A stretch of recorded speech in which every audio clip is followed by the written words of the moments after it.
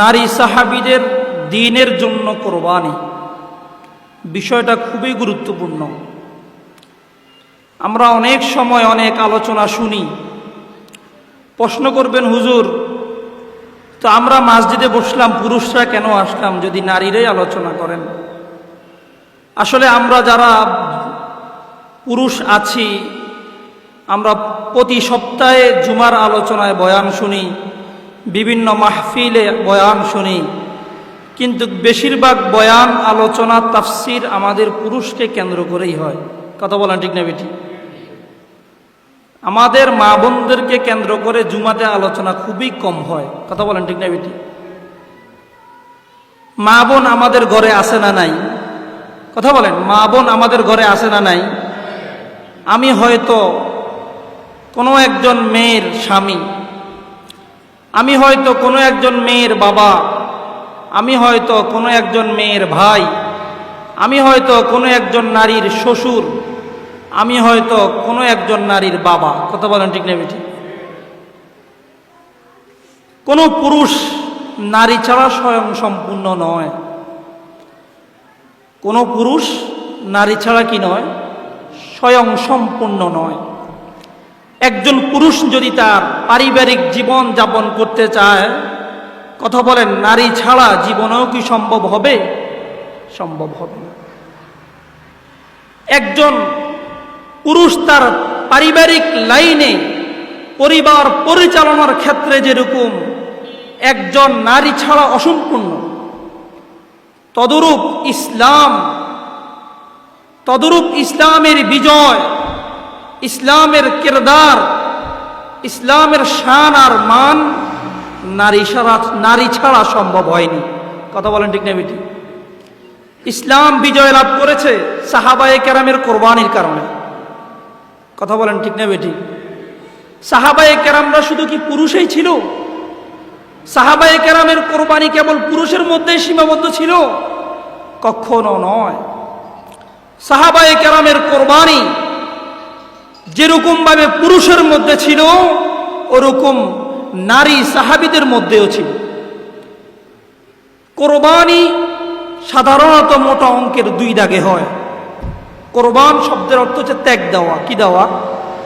আপনারা আমার সাথে একটু কথা বলতে হবে। কোরবান শব্দের অর্থ কি? ত্যাগ দেওয়া। ত্যাগ দুইটা জিনিসের হয় মোটা অঙ্কের। কয় জিনিস?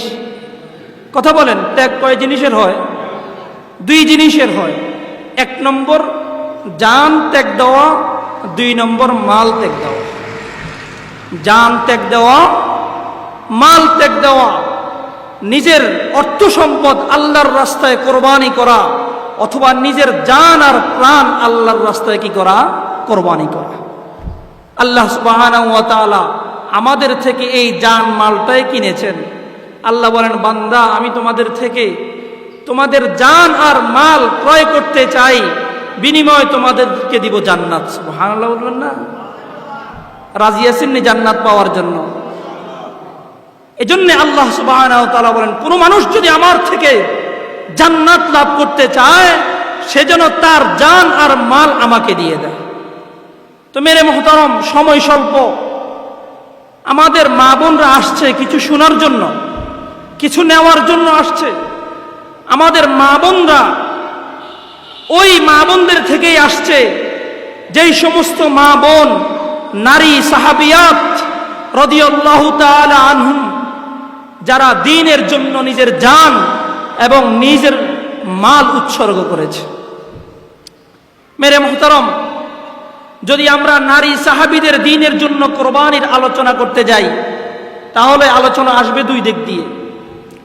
নারী সাহাবীরা দ্বীনের জন্য সম্পদ ত্যাগ করেছেন, এবং নারী সাহাবীরা দ্বীনের জন্য নিজের জান, শুধু নিজের জান নয়, নিজের স্বামীর জান, নিজের ছেলে সন্তানের জানও আল্লাহর রাস্তায় কোরবানি করেছে। কথা বলেন ঠিক না বেটি?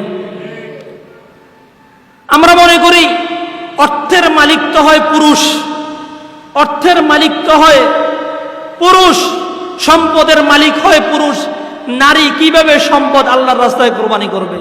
না ভাই, আমি আমার সম্পদের মালিক হই দুইভাবে। কয়ভাবে? কথা বলেন, কয়ভাবে? পুরুষ তার সম্পদের মালিক হয় দুইভাবে।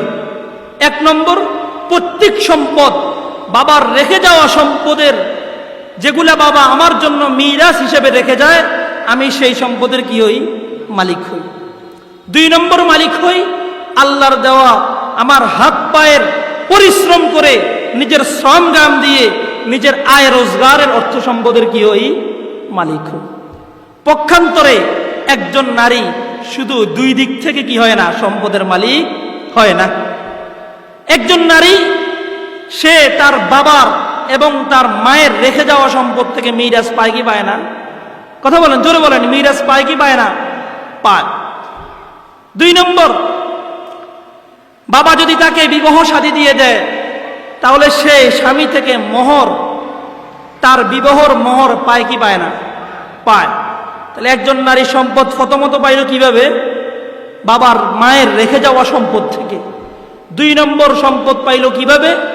বিবাহর মাধ্যমে, শরীয়তের নিয়ম অনুযায়ী স্বামীর পক্ষ থেকে মোহরের মাধ্যমে। তিন নম্বর সম্পত্তি পায় কিভাবে? তিন নম্বর সম্পত্তি পায় তার স্বামী এবং ছেলে সন্তানের দায়িত্বে ওই নারী চলে আসে, তাদের আয় রোজগারের একটা অংশ হিসেবে কে পায়? এই নারী পায়। কথা বলেন ঠিক না বেটি? নারীর আয় রোজগারের রাস্তা কম না বেশি? বেশি। হুজুর বলবেন যতই বেশি হোক, কিন্তু তার যেহেতু ব্যবসা বাণিজ্য নেই, তার সম্পদ হয়তো মোহর হিসেবে একসাথেই আসছে, বাবা মায়ের সম্পদ যা পাইছে একসাথেই পেয়েছে, সম্পদ তো বাড়ছে না। তার সম্পদ বাড়ে না ঠিক, কিন্তু তার ব্যয়ের রাস্তাও নাই। কথা বলেন ঠিক না বেটি? একজন নারীর কি ব্যয়ের রাস্তা আছে? নারী হয়তো সে তা কোনো বাবার মেয়ে চলাকালীন তার খরচের দায়িত্ব কার? বাবার। সে হয়তোবা কোনো পুরুষের স্ত্রী, সেই হিসাবে তার খরচের দায়িত্ব কার? স্বামীর।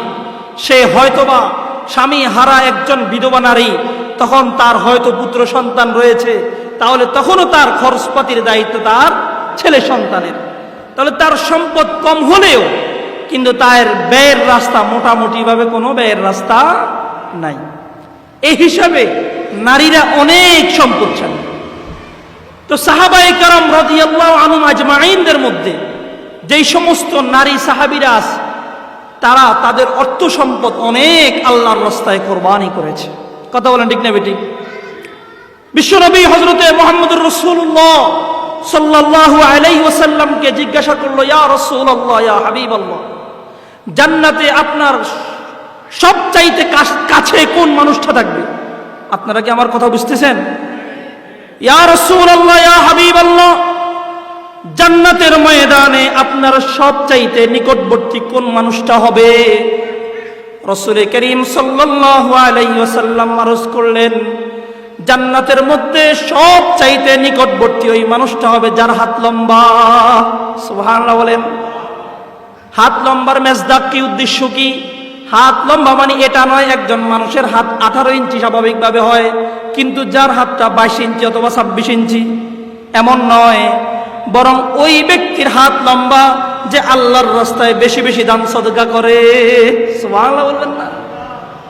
নারী সাহাবীরা যখন রাসূল করিম সাল্লাল্লাহু আলাইহি ওয়াসাল্লামকে জিজ্ঞাসা করলো, ইয়া রাসূলুল্লাহ, আপনার জান্নাতে সবচাইতে নিকটবর্তী কে হবে? রাসূল বললেন, যার হাত লম্বা।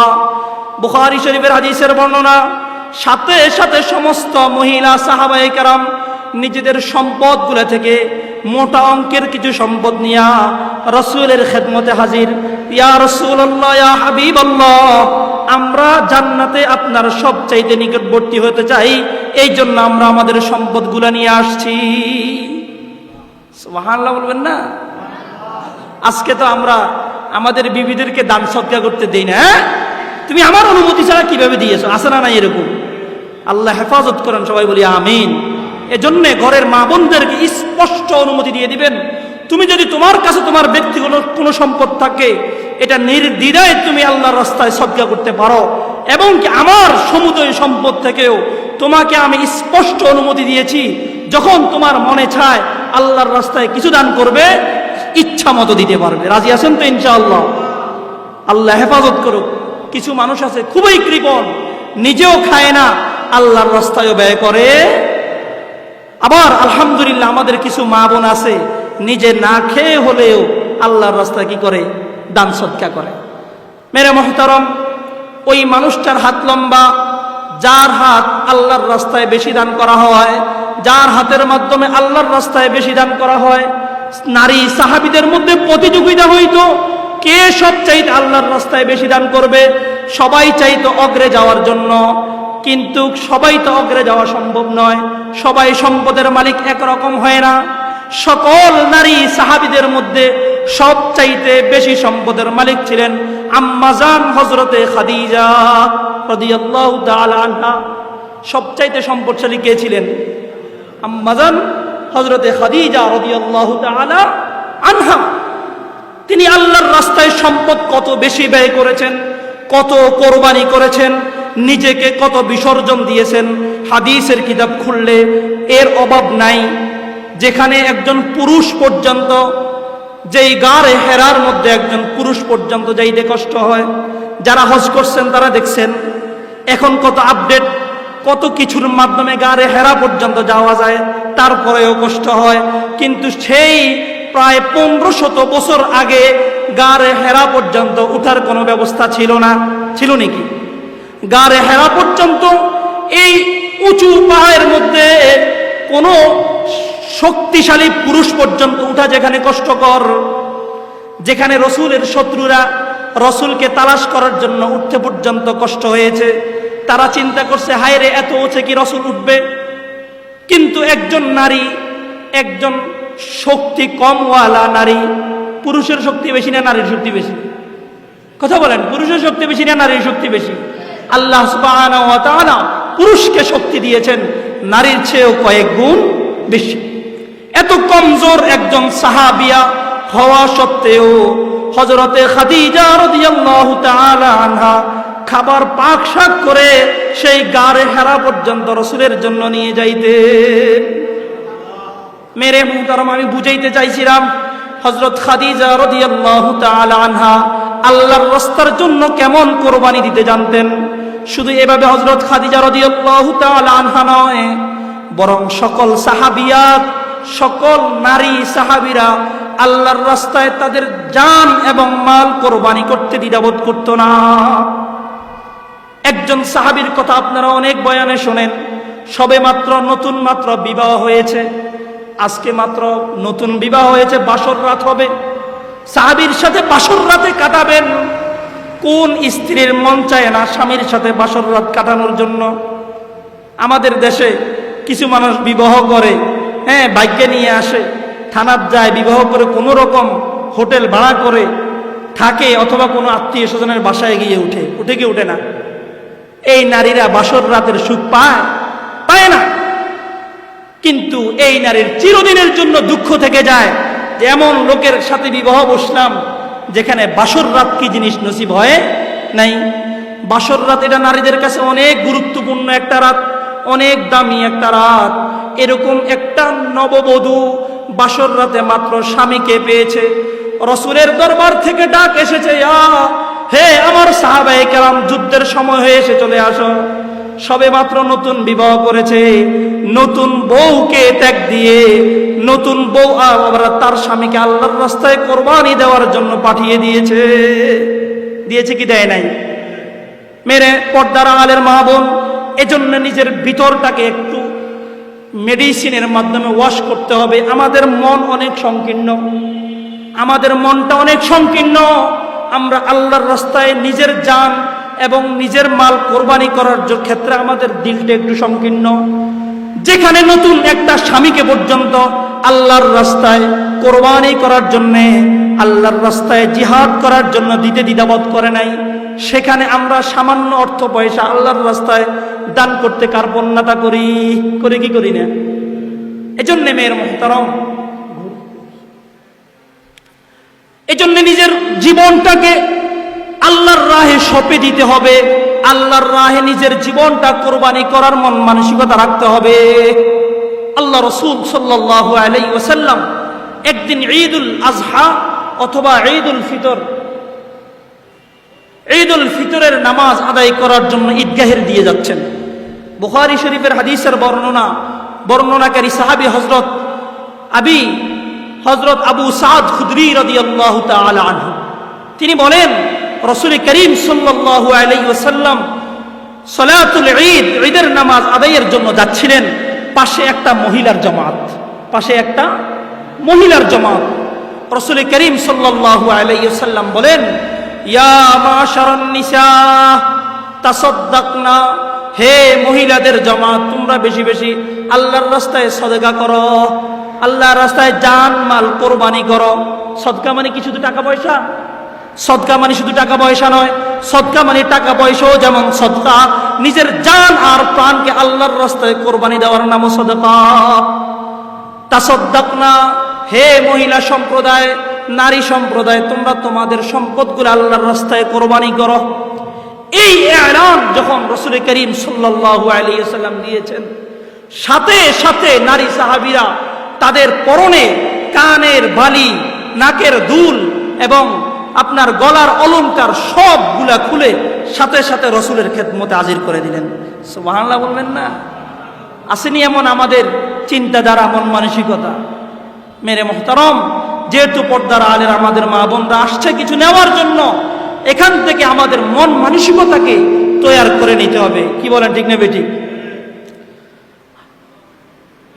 কিরদারে সাহাবিয়াত, মহিলা বা নারী সাহাবীদের দ্বীনের জন্য কোরবানির ঘটনার কোনো শেষ নাই, ওয়াকিয়ার কোনো শেষ নাই।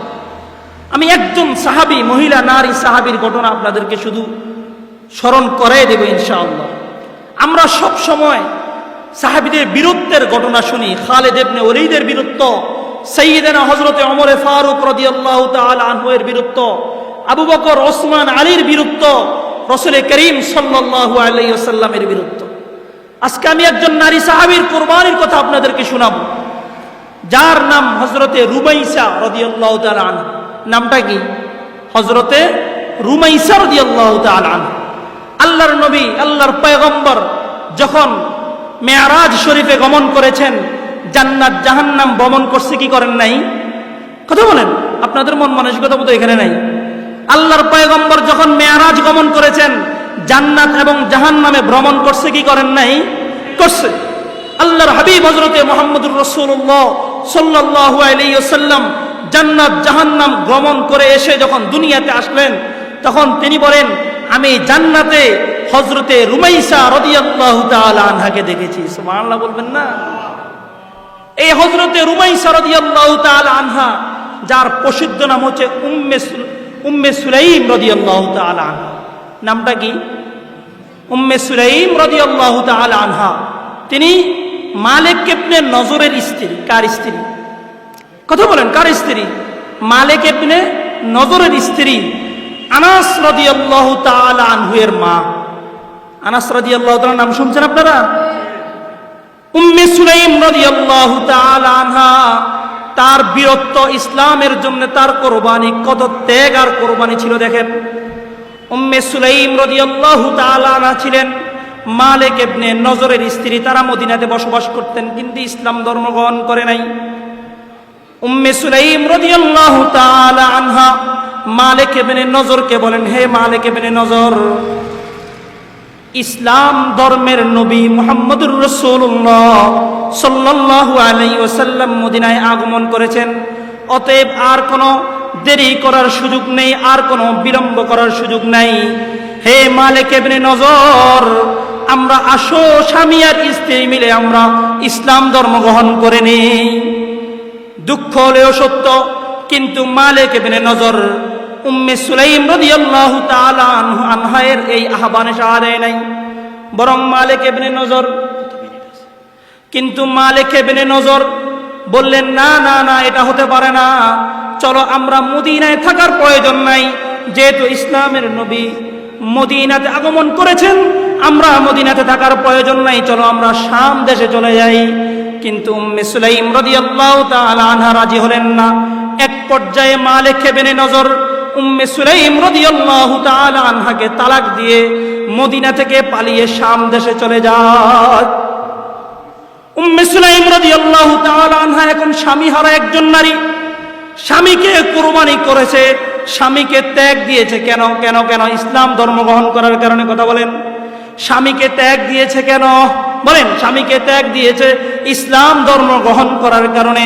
স্বামী মালিক ইবনে নজর যখন শাম দেশে পালিয়ে চলে যায়, তখন উম্মে সুলাইম রাদিয়াল্লাহু তাআলা আনহা বিশ্বনবী হযরতে মুহাম্মদুর রাসূলুল্লাহ সাল্লাল্লাহু আলাইহি ওয়াসাল্লামের হাতে বাইআত গ্রহণ করে ইসলাম ধর্ম গ্রহণ করেন। উম্মে সুলাইম রাদিয়াল্লাহু তাআলা আনহার সাথে ছিল ছোট ছেলে আনাস। কে ছিলেন? উম্মে সুলাইম রাদিয়াল্লাহু তাআলা আনহা অনেক বুদ্ধিমতী নারী ছিলেন। হযরত উম্মে সুলাইম রাদিয়াল্লাহু তাআলা আনহা চিন্তা করলো, বাবাহারা এই ছেলেকে লালন পালনে, তাকে আদর্শ শিক্ষা দানের জন্য আমি মা যথেষ্ট হব না। এই জন্য তিনি একটা সিদ্ধান্ত গ্রহণ করলেন, আনাসকে বিশ্বনবী হযরতে মুহাম্মদুর রাসূলুল্লাহ সাল্লাল্লাহু আলাইহি ওয়াসাল্লামের খেদমতে দিয়ে দিবে। আনাস ইবনে মালিক আল্লাহ রাসূলের 10 বছর খেদমত করেন। কত বছর? কথা বলেন, কত বছর খেদমত করেন? 10 বছর খেদমত করেন। আনাস ইবনে মালিককে উম্মে সুলাইম সিদ্ধান্ত নিলেন রাসূলের খেদমতে দিয়ে দিবেন। কেন কেন কেন জানেন? তিনি রাসূলের আখলাক চরিত্র এত গভীর, রাসূলের আখলাক চরিত্র এত সুন্দর। যদি আমার আনাস যদি রাসূলের সোহবতে থাকতে পারে, তাহলে তার জীবনটা দামি হয়ে যাবে। কারণ রাসূল তার অধীনস্থদের প্রতি কখনো জুলুম করতেন না। তাদেরকে রাসূল আল্লাহর পথ শিখাইতেন, উত্তম গুণাবলী শিখাইতেন। রাসূলের খেদমতে যদি আনাস থাকে, আনাস রাসূলের খেদমত থেকে সুন্নতওয়ালা জীবন শিখবে। আর আনাস থেকে আমি একজন সাদাসিধে নারী রাসূলের সুন্নতগুলো শিখব। এজন্যে উম্মে সুলাইম রাদিয়াল্লাহু তাআলা আনহা আনাস রাদিয়াল্লাহু তাআলা আনহুকে কার খেদমতে দিলেন? রাসূল সাল্লাল্লাহু আলাইহি ওয়াসাল্লামের খেদমতে দিলেন। কেন কেন কেন? সুন্নতগুলো শিখার জন্য। কেন? সুন্নত শিখার জন্য। হযরত আমর ইবনে সালামা রাদিয়াল্লাহু তাআলা হাদিস বর্ণিত আছে, তিনি বলেন, কুনতু গুলামান ফি হাজরি রাসূলিল্লাহি সাল্লাল্লাহু আলাইহি ওয়াসাল্লাম। আমর ইবনে আবি সালামা বলেন, আমি রাসূলের ঘরে ছিলাম খুবই ছোট। যখন আমরা খাবার দাবার গ্রহণ করতে যাইতাম, বয়স কম হওয়ার কারণে আমি একদিন আমার দোনোটা হাত, ডান হাত এবং বাম হাত খাবারের প্লেটে দিয়ে দিই। রাসূল আমাকে সেখানে আদব শিখাইলেন, রাসূল আমাকে সেখানে সুন্নত শিখাইলেন। রাসূল বলেন, ইয়া গুলাম সাম্মিল্লাহ ওয়া কুল বিয়ামিনিক। রাসূল বলেন, হে বৎস, তুমি বিসমিল্লাহ বলে খাবার গ্রহণ করো এবং ডান হাত দ্বারা তুমি খাবার গ্রহণ করো। ওয়া কুল মিম্মা ইয়ালিক, এবং তুমি তোমার সামনে যা আছে তা থেকে খাবার গ্রহণ করো। রাসূল তার অধীনস্থদেরকে সুন্নত শিখাইছে কি শিখায় নাই? কথা বলেন, শিখাইছে কি শিখায় নাই? কিন্তু আমরা আমাদের অধীনস্থদেরকে সুন্নত শিখাইতে পারি না।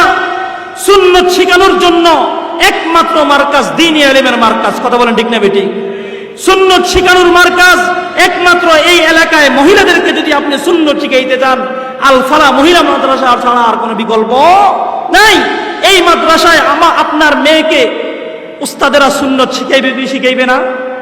যারা মহিলা সাহাবী নিজের সন্তানকে পর্যন্ত রাসূলের খেদমতে দিয়ে দিয়েছে একমাত্র কিসের কারণে? সুন্নত শিখার কারণে। এজন্য আমার মা বোনদেরকে বলবো, যদি আপনি একজন আদর্শ মেয়ের মা হতে চান, যদি মহিলা নারী সাহাবীর মতো আপনি একজন আদর্শ মা হতে চান, তাহলে এই যুগে আপনাদের মেয়েগুলোকে রাসূলের সুন্নতওয়ালা মেয়ে বানানোর জন্য মহিলা মাদ্রাসার বিকল্প নাই। কথা বলেন, ঠিক না বেটি?